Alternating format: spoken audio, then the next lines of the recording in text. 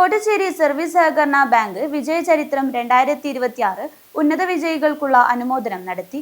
Hosdurg assistant registrar general NR Bindumol ഉദ്ഘാടനം ചെയ്തു.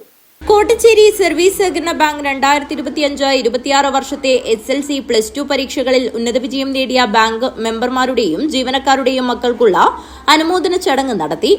വിജയചരിത്രം 2026 എന്ന പേരിൽ ബാങ്ക് ഹാളിൽ നടന്ന ചടങ്ങ് Hosdurg assistant registrar general NR Bindumol ഉദ്ഘാടനം ചെയ്തു.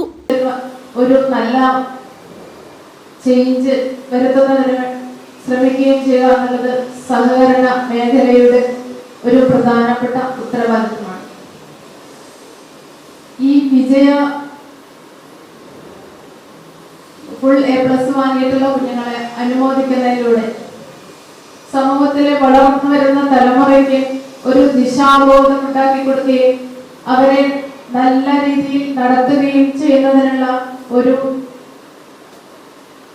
മുന്നോട്ട് വെക്കുന്ന ഒരു നല്ല രീതിയെ അല്ലെങ്കിൽ ഒരു നല്ല നടപടിയെ നമുക്ക് അങ്ങേയറ്റം അഭിനന്ദിക്കേണ്ടതുണ്ട്.